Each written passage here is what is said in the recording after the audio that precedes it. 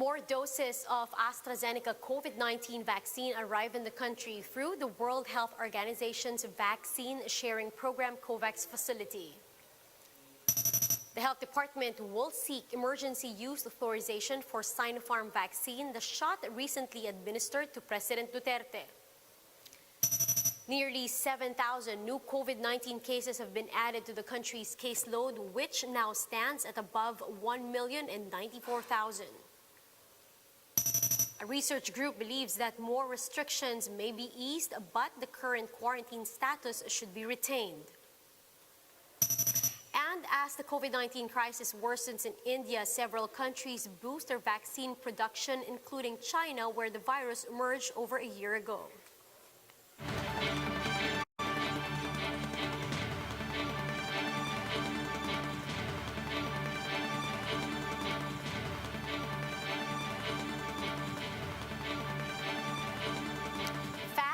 Focused and fearless. Here's a roundup of stories we're watching now. I'm Riza Diaz. More than 2 million AstraZeneca shots from the World Health Organization-led COVAX facility arrived in the country today. Vaccine czar Carlito Galvez Jr. said these doses will be administered to those under A1 to A3 priority groups nationwide, particularly in areas with higher attack rate and active cases. Galvez also assured that those who are awaiting their second AstraZeneca jab will receive them. The rollout of these vaccines will begin by Sunday.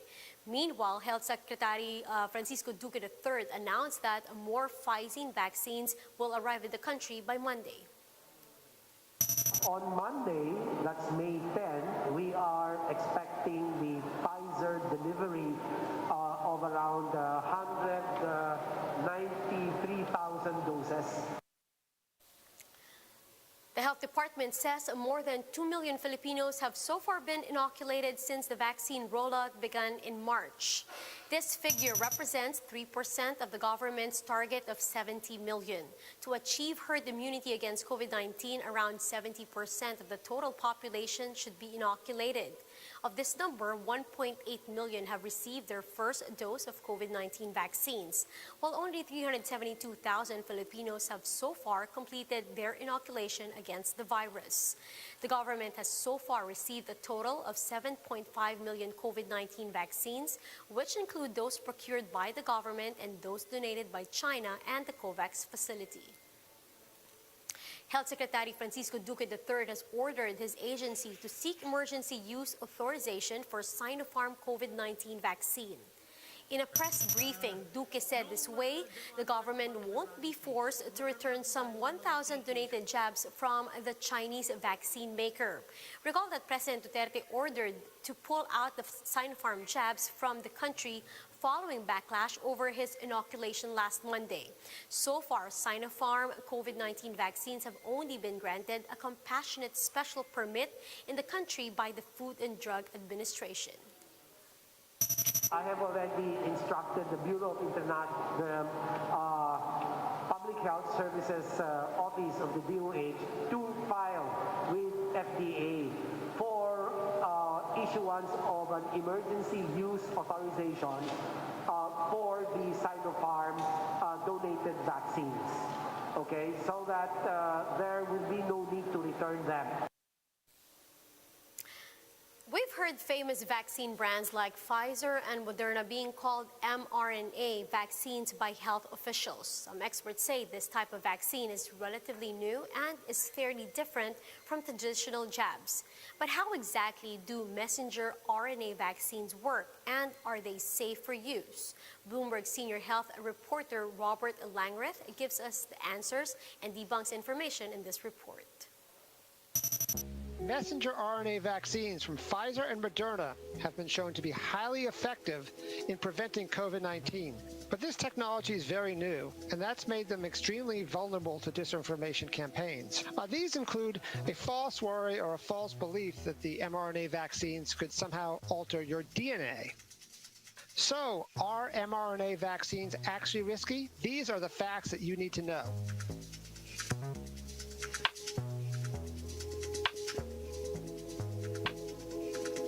So what are mRNA vaccines, and how do they differ from traditional vaccines?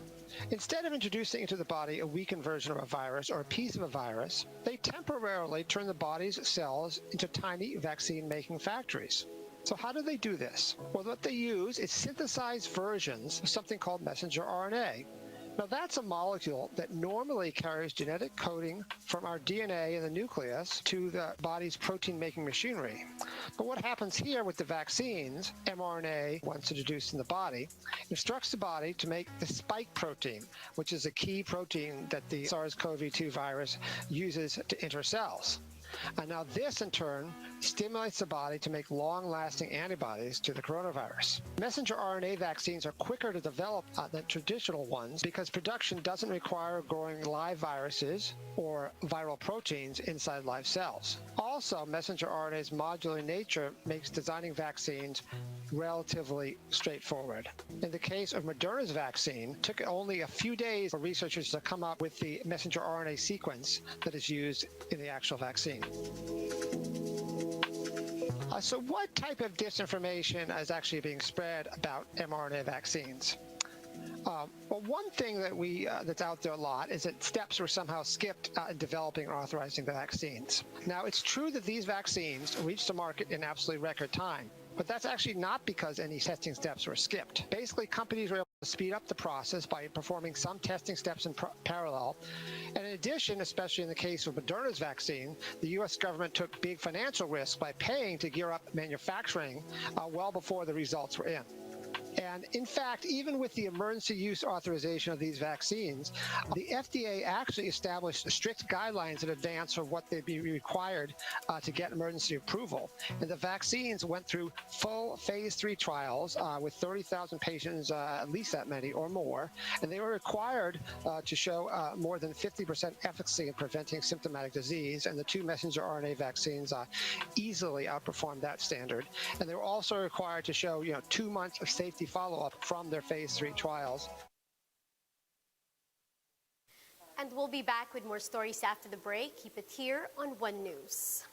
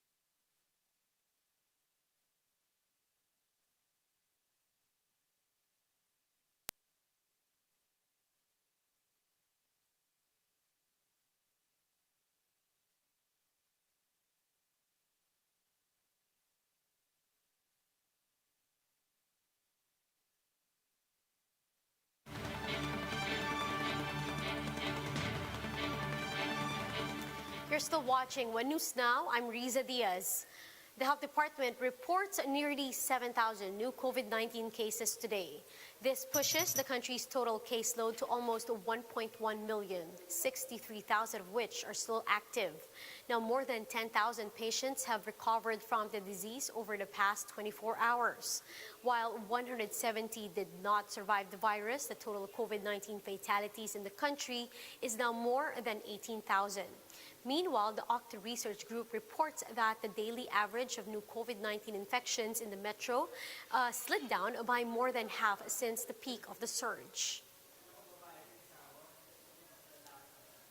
We might be finally seeing the effects of the stricter lockdown as the country registers lower average daily cases. That's according to the OCTA research group.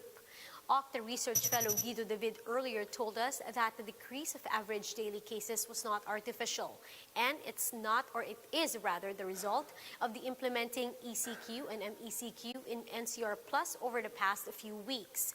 David said if the downward trend continues, NCR might see less than 2,000 cases per day by next week.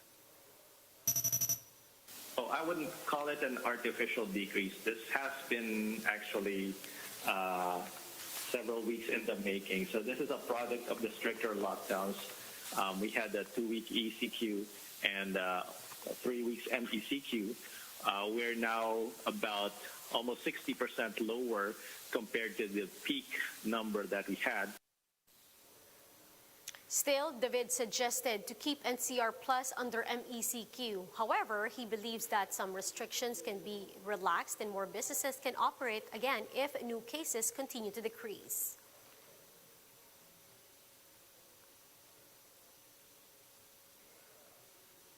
As India's COVID-19 crisis hampers its ability to deliver vaccine supplies, China steps up, providing vaccines for neighboring countries. Let's listen in to this Bloomberg report. So basically, we saw a situation where India, unlike a lot of developing countries, had this perplexing lull in cases for quite a long time, for a few months leading up to its recent crisis. And during that time, they really ramped up these vaccine exports. They were sending vaccines all over the world, even though at the time, some people were saying, you know, doesn't India need to get its own vaccination program rolling? And they had, but the numbers were really quite low. And then you saw this enormous surge in cases. Now we're seeing well over 300,000 cases a day, thousands of deaths. Basically, that has hit all of these other places, dozens of developing countries and some advanced economies that were basically relying on these Indian exports of the Oxford AstraZeneca vaccine to push their rollouts. So you had all these countries, not just who had received commercial orders or donations, but other countries that were reliant on India's contributions to COVAX, the sort of rich country funded, WHO organized, facility to sort of get vaccines equitably distributed around the world. So basically what you've seen now is India's domestic crisis has refocused the government to say, look, we can't export vaccines. We need to focus on ourselves. We're seeing thousands of deaths each day. And that has just left a lot of other countries in the lurch around the world, countries from Africa to Asia to Latin America. And it's causing a lot of concern for officials in a lot of those countries. Some Indian officials have said that China's kind of taking advantage of India's situation. Obviously, India and China are geopolitical rivals in Asia. China organized a call with all the foreign ministers of neighboring countries, countries like Bangladesh, Afghanistan, and kind of assured them, look, we can send you vaccines even if India can't. Indonesia's president called Xi Jinping, the Chinese president, personally, got some expedited shipments arranged for Indonesia, which is also being left out by India's collapse in vaccine exports. So you've seen this situation where even before this looming sort of WHO approval, China was moving quickly to take advantage. And now that the WHO looks set to authorize and sort of approve Chinese vaccines, which it has not done up until this point, obviously, that could really, really kind of unleash the floodgates, really, for Chinese vaccines. Now, for more updates, visit News 5, The Philippine Star, and Business World Online. Visit our website, onenews.ph, for more in-depth analysis. You can also catch One News on Signal Play app. Register for a free account now at www.signalplay.com and stream One News live anytime, anywhere. Mask on, wash hands, and stay safe, Philippines. I'm Riza Diaz. We are One News.